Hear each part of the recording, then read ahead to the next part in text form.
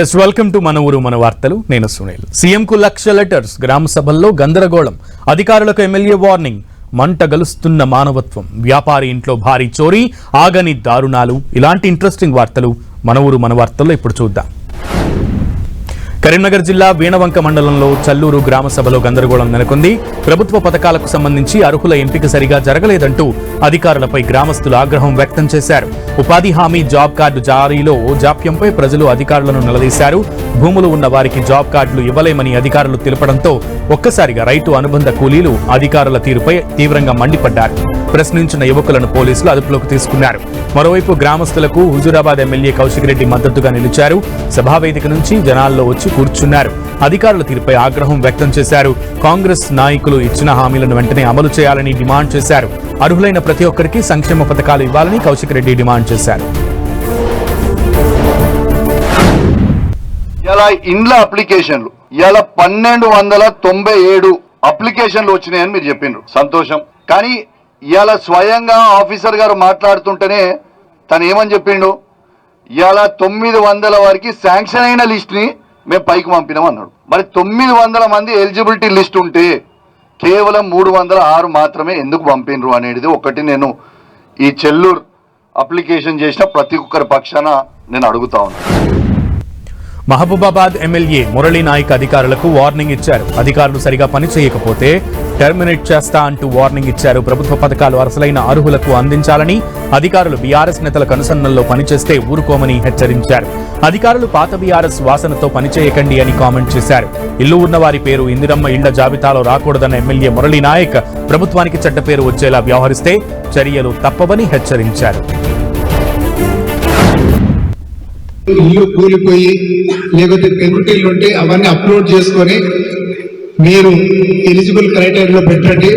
తర్వాత final decide చేసేది మేము, అంతేగాని మీ దగ్గరే ఆ పాత బీఆర్ఎస్ వాసనతోనే ఆ నాయకులు చెప్పిన ఇల్లు పెట్టడము, లేకపోతే వాళ్ళ కొనసాగిల్లో పనిచేసుకుంటూ మనం మిగతా పేదోళ్ళ పేర్లు రాకుండా ఇలాంటివి చేస్తే మాత్రం అధికారుల మీద సీరియస్ యాక్షన్ ఉంటుంది. యాక్షనే కాదు, టర్మినేట్ చేస్తాం. ఏదైనా ఊర్లో బిల్డింగ్లు ఉండి ఇందిరా ఇల్లు ఇంటికి అప్లై చేసినా, మీరు అప్రూవల్ ఇచ్చినా, లేదా పేదోడికి గుడిసుండి ఆయన పేరు ఇందిరమ్మ ఇల్లులో పేరు లేకపోయినా, రెండిట్లో మీకు తీవ్ర ఇబ్బందులు జరుగుతూ ఉంటుంది. ఇక ములుగు జిల్లాలో ప్రభుత్వం ప్రతిష్టాత్మకంగా నిర్వహిస్తున్న గ్రామ సభలు రసాభాసగా సాగుతున్నాయి. ఏటూరు నాగారం మండలంలోని షాపెల్లి గ్రామంలో జరిగిన గ్రామ సభలో పాల్గొన్న అధికారులను గ్రామస్తులు నిలదీశారు. అర్హులకు పథకాలు కేటాయించకుండా ఆస్తులు ఉన్నవారికి, పార్టీ కార్యకర్తలకు, నాయకుల బంధువులకు పథకాలు కేటాయిస్తున్నారంటూ గ్రామస్తులు ఆరోపించారు. నిరుపేదలమైన తమకు ఇందిరమ్మ ఇళ్లు, రేషన్ కార్డులు కేటాయించడం లేదని మహిళలు ఆరోపించారు. పేదలమైన తమకు ఇళ్లు కేటాయించలేదని బోరున విలపించారు. గ్రామస్తులు, మహిళల నిరసనతో గ్రామసభ కాస్త రసాభాసగా మారింది. పోలీసులు నచ్చజెప్పడంతో గ్రామస్తులు కాస్త శాంతించారు. మహబూబాబాద్ జిల్లాలోనూ గ్రామ సభలు రసాభాసగా సాగుతున్నాయి. గూడూరు మండలంలోని రాజులగట్టు గ్రామంలో జరిగిన గ్రామసభ గందరగోళంగా మారింది. అర్హుల పేర్లు సంక్షేమ పథకాల జాబితాలో లేవని గ్రామస్తులు ఆందోళన చేశారు. గ్రామసభకు వచ్చిన అధికారులతో వాగ్వాదానికి దిగారు. వ్యవసాయ భూములు ఉన్న వారి పేర్లు ఇందిరమ్మ ఆత్మీయ భరోసాలో ఎలా చేరుస్తారు అని అధికారులను నిలదీశారు.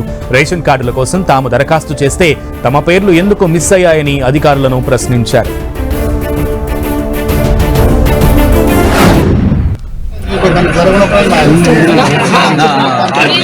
నిరుపేదలు, ఎన్జిఆర్స్ కూలీలు మరియు ట్రాన్స్జెండర్స్ లను ప్రత్యేకంగా గుర్తించడం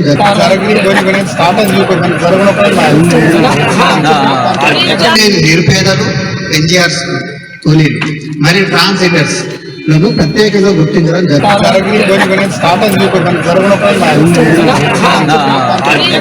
నిరుపేదలు, ఎన్జిఆర్స్. ప్రజాపాలన గ్రామ సభలు బోగస్ సభలుగా మారాయని మండిపడ్డారు మాజీ మంత్రి బాల్కొండ ఎమ్మెల్యే వేముల ప్రశాంత్ రెడ్డి. 100 రోజుల్లో హామీలు అమలు చేస్తామని చెప్పి 400 రోజులవుతున్న హామీలు పూర్తి స్థాయిలో అమలు కాలేదని ఆరోపించారు. గ్రామ సభల్లో ప్రజలు, రైతులు, నిరుద్యోగులు హామీల పట్ల నిలదీయాలని ఎమ్మెల్యే ప్రశాంత్ రెడ్డి కోరారు. త్వరలో స్థానిక సంస్థల ఎన్నికలు వస్తుండటంతో ఎన్నికల్లో లబ్ధి పొందడానికి గ్రామ సభలను నిర్వహిస్తున్నారని, ఇదంతా ఓ డ్రామా అని విమర్శించారు ప్రశాంత్ రెడ్డి.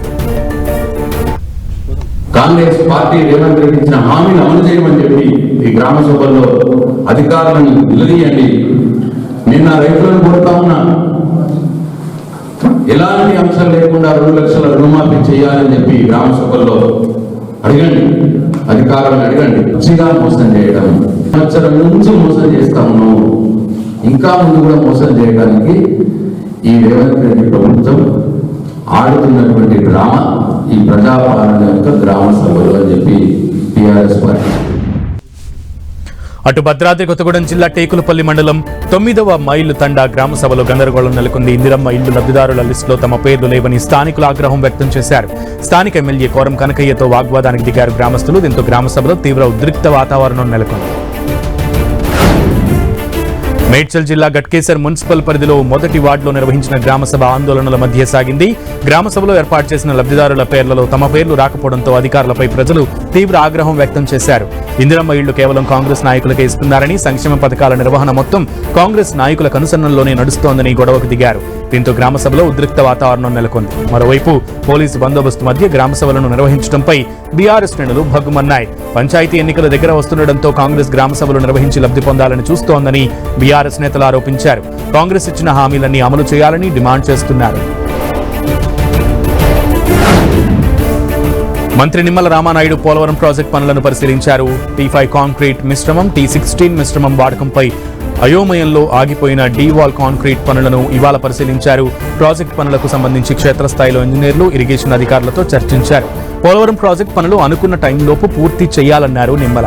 అటు ఎగువ కాఫర్ డ్యాం మధ్య నిర్మిస్తున్నటువంటి నూతన డియాఫ్రమ్ వాల్ నిర్మాణంపై కూడా అధికారులను అడిగి తెలుసుకున్నారు మంత్రి నిమ్మల రామానాయుడు.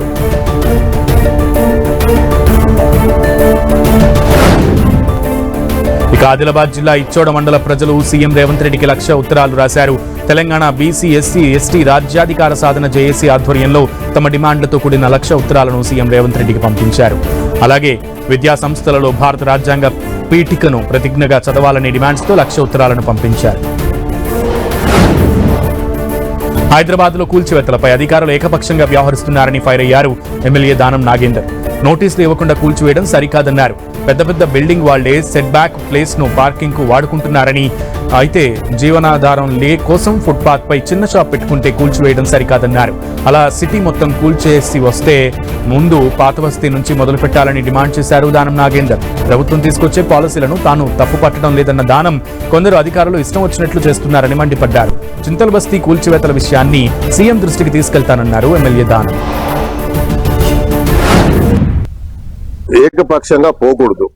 ఎందుకు పోకూడదు అంటే, నేను చూస్తా ఉన్నాను కూల్చివేతలు ఎక్కడైతే రోజువారీగా వ్యాపారం చేసుకునే వాళ్ళు, వాళ్ళ జీవన ఆధారం అదే. వాడు ఆ రోజు వ్యాపారం చేసుకుంటే వాడికి పొట్ట నిండుతుంది. అలాంటి వాళ్ళని ఇబ్బంది పెడితే అలాంటి వాళ్ళ శాపనార్థాలు మనకు మంచిది కాదు. ఎప్పుడు కూడా ప్రభుత్వం ఎప్పుడైనా మేము అలాగే చేసేవాళ్ళం. కానీ అధికారులు మాత్రము ఎక్కడైతే నిజంగా కంజెస్టెడ్ రోడ్స్ ఉంటాయో అక్కడ చేయమని ప్రభుత్వ పరంగా గానీ పైనుంచి ఆదేశాలు వస్తే అలా చేయాలి. కాకపోతే వాళ్లకు వీలు ఎక్కడ అనిపిస్తే అక్కడ మాత్రం అడ్డగోలుగా చేస్తారు. ఇక ఏపీ మంత్రి నారా లోకేష్ జన్మదిన వేడుకలను ఏలూరు జిల్లా జంగారెడ్డిగూడెంలో ఘనంగా నిర్వహించారు. Jangareddygudem high school plus foundation బాలుర పాఠశాలలో లోకేష్ పుట్టినరోజు వేడుకలను విద్యార్థులు అంగరంగ వైభవంగా నిర్వహించారు. మైదానంలో హ్యాపీ బర్త్డే నారా లోకేష్ అనే ఆకృతిలో కూర్చుని తమ అభిమానాన్ని చాటుకున్నారు. నాయకులు, విద్యార్థులు, ఉపాధ్యాయులు పాల్గొని మంత్రి లోకేష్ కు శుభాకాంక్షలు తెలిపారు.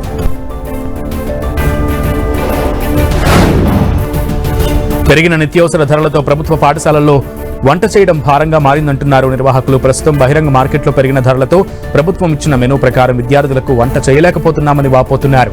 దీనికి తోడు ప్రభుత్వం తమకు నెల నిధులు కూడా సరిగా చెల్లించకపోవడంతో భారం పెరిగిపోతుందంటున్నారు. బయట అప్పులు చేసి మరీ వంట సామాగ్రి కొనాల్సి వస్తుందన్నారు. గుడ్డు ధర బహిరంగ మార్కెట్లో ₹7 ఉంటే ప్రభుత్వం తమకు ₹5 మాత్రమే చెల్లిస్తోందని వాపోతున్నారు ఏజెన్సీ నిర్వాహకులు. ఆర్థికంగా తీవ్రంగా నష్టపోతున్నామని, ప్రభుత్వం ఇకనైనా తమ బాధలను అర్థం చేసుకుని నిధులు పెంచాలని, అలాగే సమయానికి పెండింగ్ బిల్లులు విడుదల చేయాలని నిర్వాహకులు కోరుతున్నారు. ములుగు జిల్లా ఏటూరు నాగారంలో జాతీయ రోడ్డు భద్రతా మాసోత్సవాలు నిర్వహించారు. ఎస్ఐ తాజుద్దీన్ ఆధ్వర్యంలో నిర్వహించిన రోడ్డు భద్రతా మాసోత్సవాల సందర్భంగా ప్రభుత్వ జూనియర్ కాలేజీ నుంచి ITDA కార్యాలయం వరకు ర్యాలీ నిర్వహించారు. వాహనదారులకు, యువకులకు, విద్యార్థులకు, ప్రజలకు ట్రాఫిక్ రూల్స్ గురించి అవగాహన కల్పించారు. అనంతరం మాట్లాడిన ఎస్ఐ తాజుద్దీన్ మైనర్లు డ్రైవింగ్ చేయడం ప్రమాదకరమన్నారు. ప్రతి ఒక్కరూ ట్రాఫిక్ రూల్స్ పాటించాలని, ట్రిపుల్ రైడింగ్ చేయొద్దని సూచించారు. వాహనం నడిపేటప్పుడు తగిన జాగ్రత్తలు పాటిస్తూ వాహనానికి సంబంధించిన పత్రాలను తప్పకుండా తమ వెంట ఉంచుకోవాలని తెలిపారు. నిబంధనలు ఉల్లంఘిస్తే చట్ట ప్రకారం చర్యలు తీసుకుంటామని హెచ్చరించారు. ఇక ఈ కార్యక్రమంలో సివిల్, సిఆర్పీఎఫ్, పోలీసులు, విద్యార్థులు పాల్గొన్నారు. జడ్జినంటూ నమ్మబలికాడు. నిరుద్యోగులకు ఉద్యోగాలిస్తానని వలవేసి లక్షలు కాజేశాడు. మ్యాట్రిమోనీలో సైతం జడ్జిగా ప్రొఫైల్ పెట్టి యువతిని నమ్మించి భారీగా కట్నం తీసుకుని మోసం చేశాడు. ఎట్టకేలకు పోలీసులకు చిక్కాడు ఆ కేటుగాడు. తెలంగాణలోని రాజన్న సిరిసిల్ల జిల్లాకు చెందిన నామాల నరేందర్ అనేటువంటి వ్యక్తి మ్యాట్రిమోనీకి తన బయోడేటా పంపించాడు. తాను జడ్జినని, తెలంగాణలో పనిచేస్తున్నానని చెప్పి ప్రొఫైల్ పెట్టాడు. దీంతో ఏలూరు నగరంలోని కొత్తపేటకు చెందిన సామంతుల నిర్మలను 2019లో మ్యాట్రిమోనీ ద్వారా పరిచయం చేసుకున్నాడు. పెళ్లి చేసుకుంటానని నమ్మించాడు. తాను జడ్జినని, కట్నంగా తనకు 75 లక్షలు కావాలన్నాడు. ఇదంతా నిజమని నమ్మిన నిర్మల కుటుంబ సభ్యులు వీరిద్దరికీ వివాహం చేశారు. అడిగిన కట్నంలో 25 లక్షల రూపాయలు సైతం చెల్లించారు. పెళ్లి తర్వాత ఖమ్మంలో మకాం పెట్టాడు ఈ ఫేక్ జడ్జి నరేందర్. అయితే పెళ్లైన తర్వాత నుంచి మిగిలిన కట్నం తీసుకురావాలంటూ వేధించసాగాడు. ఈ క్రమంలోనే నరేందర్ గురించి నిర్మలకు కొన్ని విషయాలు తెలిసాయి. కోర్టులలో ఉద్యోగాలు ఇప్పిస్తానని మోసగించడం, తెలంగాణ రాష్ట్రంలోని ఖమ్మం, ఉప్నల్, చందానగర్లో నరేంద్రపై పోలీస్ స్టేషన్లలో పలు కేసులు నమోదవడం తెలుసుకుంది. దీంతో తాను మోసపోయానని తెలుసుకున్న నిర్మల గత నవంబర్ 12న ఏలూరు మహిళా పోలీస్ స్టేషన్లో ఫిర్యాదు చేసింది. సిఐ సుబ్బారావు ఆధ్వర్యంలో ఎస్ఐ కాంతి ప్రియా కేసు నమోదు చేసుకుని పరారీలో ఉన్న నామాల నరేందర్ గురించి ఎంక్వైరీ చేశారు. హైదరాబాద్ నుంచి విశాఖపట్నంకు వందే భారత్ రైలులో ప్రయాణిస్తున్నాడని గుర్తించిన పోలీసులు ఏలూరు పెద్ద రైల్వే స్టేషన్లో అరెస్ట్ చేశారు. అతని వద్ద జడ్జి నకిలీ ఐడి కార్డులను, వివిధ రకాల చిరునామాలతో ఉన్న గుర్తింపు కార్డులను సీజ్ చేసినట్లు డీఎస్పీ శ్రావణ్ కుమార్ తెలిపారు. లో వచ్చినటువంటి సరైన బ్యాక్గ్రౌండ్ వెరిఫై లేకుండా చేసుకోవడంతో ఇట్లాంటి వ్యక్తులు నకిలీ జడ్జెస్గా చలామణి అవుతూ అనేక రకాల నకిలీ జడ్జి అని అనేక రకాల మారు వేషాలతో మీరు గతంలో చూస్తుంటారు. ఒక ఇస్రోలో ఉద్యోగం అని చెప్పేసి ఇక్కడ మన భీమడోల అమ్మాయిని మోసం చేయడం జరిగింది. అదేవిధంగా ఇంకో గతంలో కూడా చాలామంది కూడా ఇలానే మాయమాటలు మ్యాట్రిమోనీలో సరైన అడ్రస్లు తెలుసుకోకపోవటం వల్ల కూడా ఇట్లాగా వివిధ రకాలైనటువంటి పెద్ద పెద్ద ఆఫీసర్ల పేర్లు చెప్పేసుకొని తిరుగుతా వాళ్ళు పెళ్లి చేసుకోవటం, మోసం చేయటం, వాళ్ళ దగ్గర డబ్బులు తీసుకోవటం, బంగారం తీసుకోవటం, పారిపోవడం జరిగింది. అదే కోవలో ఇతను కూడా ఈ విధంగా చేశాడు. దీంతో ఈరోజు మన మహిళా ఎస్ఐ గారు వాళ్ళ సిబ్బంది చాలా సాహసోపేతంగా ఇతను అరెస్ట్ చేయడం కూడా జరిగింది. అనంతపురం నగరంలో దొంగలు రెచ్చిపోయారు. స్థానిక సవేరా హాస్పిటల్ వద్ద రాజా హంస విల్లాస్ లో భారీ చోరీ జరిగింది. రియల్ ఎస్టేట్ వ్యాపారి శివారెడ్డి ఇంట్లో కోట్ల విలువైన బంగారు నగలతో పాటు నగదు ఎత్తుకెళ్లారు దొంగలు. కోట్ల రూపాయల విలువైన బంగారు ఆభరణాలు, 25 లక్షల రూపాయల నగదు చోరీకి గురైనట్లుగా వ్యాపారి శివారెడ్డి పోలీసులకు తెలిపారు. తన కూతురి వివాహం కోసం దాచిన నగదు దొంగలు ఎత్తుకెళ్లారని శివారెడ్డి ఆవేదన వ్యక్తం చేశారు. నగదు చోరీకి గురవడంతో స్థానిక పోలీసులను ఆశ్రయించారు. వ్యాపారి శివారెడ్డి ఇచ్చిన ఫిర్యాదుతో రంగంలోకి దిగిన పోలీసులు క్లూస్ టీం ద్వారా ఆధారాలు సేకరిస్తున్నారు. అలాగే చుట్టుప్రక్కల సీసీ కెమెరాల్లో పరిశీలిస్తున్నారు. సీసీ కెమెరాల్లో దుండగుల కదలికలు నమోదైనట్లుగా పోలీసులు తెలిపారు. ఎన్టీఆర్ జిల్లా ఇబ్రహీంపట్నంలో దొంగలు హల్చల్ చేశారు. వృద్ధ దంపతులే టార్గెట్ గా పక్కా ప్లాన్ ప్రకారం నగదు కొట్టేశారు దొంగలు. తాళం వేసిన గదిని పగలగొట్టి మరీ ఇంట్లో చొరబడ్డారు దొంగలు. 16 కాసుల బంగారం, 10,000 రూపాయల నగదును ఎత్తుకెళ్లిపోయారు. దీంతో బాధితులు స్థానిక పోలీసులను ఆశ్రయించారు. బాధితులు ఇచ్చిన ఫిర్యాదుతో కేసు నమోదు చేసుకున్న పోలీసులు స్థానిక సీసీ కెమెరాలను పరిశీలించారు. ఇందులో చోరీకి పాల్పడిన దొంగలను దృశ్యాలను నమోదైనట్లుగా గుర్తించారు. ఉదయం వేళ రెక్కి నిర్వహించి రాత్రి వేళ చోరీలకు పాల్పడుతున్నట్లు పోలీసులు ప్రాథమికంగా నిర్ధారించారు. పగటిపూట వ్యాపారం పేరుతో సంచరించే వారి పట్ల జాగ్రత్తగా ఉండాలని ప్రజలకు సూచించారు పోలీసులు. తెలంగాణలో చలి పులి పంజా విసురుతోంది. కొన్ని రోజులుగా కనిష్ట ఉష్ణోగ్రతలు నమోదవుతున్నాయి. సంగారెడ్డి జిల్లా పటాన్ చెరువులో అత్యల్పంగా 9.2 డిగ్రీల ఉష్ణోగ్రత నమోదవగా రాజేంద్రనగర్లో 10.5, మెదక్లో 10.6, రామగుండంలో 12.3, ఖమ్మంలో గరిష్టంగా 18 డిగ్రీల ఉష్ణోగ్రతలు నమోదయ్యాయని వాతావరణ అధికారులు తెలిపారు. అటు నల్గొండ జిల్లాలో ఉదయం 8 దాటినా కూడా చలి తీవ్రత తగ్గకపోవడం, దానికి తోడు విపరీతంగా మంచు పడడంతో హైదరాబాద్ విజయవాడ రహదారిపై దట్టమైన పొగమంచుతో వాహనదారులు తీవ్ర ఇబ్బందులు పడ్డారు. అటు హైదరాబాద్లోని ఉప్పల్లో సైతం భారీగా పొగమంచు కమ్మేసింది. ఉప్పల్ ప్రాంతంలో దట్టంగా కమ్మేసిన పొగమంచుతో ఆ ప్రాంత ప్రజలు తీవ్ర ఇబ్బందులు పడ్డారు. ఇక ఉప్పల్ చౌరస్తాలో పొగమంచు కారణంగా రోడ్డు కనిపించగా మెల్లగా వాహనాలు కదిలాయి.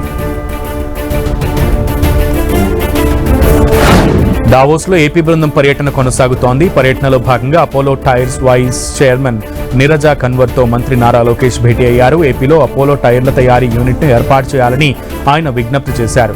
నాలెడ్జ్ ఎకానమీకి దోహదపడేలా R&D కేంద్రాన్ని ఏర్పాటు చేయాలన్నారు. టైర్ల తయారీ నిర్వహణలో శ్రామిక శక్తి తయారీకి సహకరించాలని కోరారు.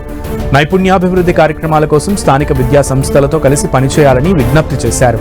రబ్బరు తోటలు, ప్రాసెసింగ్ కోసం మౌలిక సదుపాయాల్లో పెట్టుబడులు పెట్టాలని కోరారు. మరోవైపు నీరజ్ కన్వర్ మాట్లాడుతూ ఏపీ ప్రభుత్వ విజ్ఞప్తులపై సహచర ఎగ్జిక్యూటివ్లతో చర్చించి ఓ నిర్ణయం తీసుకుంటామన్నారు. మరోవైపు ఎన్విజన్ సీఈఓ లీ జంగ్తో మంత్రి నారా లోకేష్ భేటీ అయ్యారు. రెన్యూవబుల్ ఎనర్జీ రంగంలో పెట్టుబడులు పెట్టేందుకు ఏపీలో సానుకూల వాతావరణం ఉందని మంత్రి తెలిపారు. ఏపీలో పెట్టుబడులు పెట్టాలని కోరారు. తమ ప్రభుత్వం అందిస్తున్న ప్రోత్సాహకాలను అందిపుచ్చుకోవాలని తెలిపారు. అలాగే గ్రీన్ ఎనర్జీ ట్రాన్సిషన్ కు సంబంధించినటువంటి ప్రాజెక్టులు, సంబంధిత స్టార్టప్లకు ప్రతిభావంతులైన వర్క్ ఫోర్స్ ను అభివృద్ధి చేసేందుకు శిక్షణా కార్యక్రమాలు, వర్క్ షాపులు నిర్వహించాలని కోరారు. అటు ఏపీ విజ్ఞప్తులపై డైరెక్టర్ బోర్డులో చర్చించి నిర్ణయం తీసుకుంటామన్నారు ఎన్విజన్ సీఈఓ లీ జంగ్. అలాగే canton of Vaud state councillor క్రిస్టెల్లాతో మంత్రి లోకేష్ భేటీ అయ్యారు. Trade and economic partnership agreement ద్వారా స్థానిక తయారీదారులు యూరోపియన్ మార్కెట్కు కనెక్ట్ చేసేలాగా సహకారం అందించాలని కోరారు. Engineering, health sciences, renewable energy రంగంలో పరిశోధనలకు సహకరించాలని విజ్ఞప్తి చేశారు మంత్రి నారా లోకేష్. మంత్రి లోకేష్ విజ్ఞప్తిపై సానుకూలంగా స్పందించిన క్రిస్టెల్లా కీలక రంగాల్లో స్విస్ కంపెనీల పెట్టుబడులకు తమ వంతు సహకారాన్ని అందిస్తామని హామీ ఇచ్చారు. ఇవి మన ఊరు మన వార్తలు విశేషాలు. Keep watching 10 TV.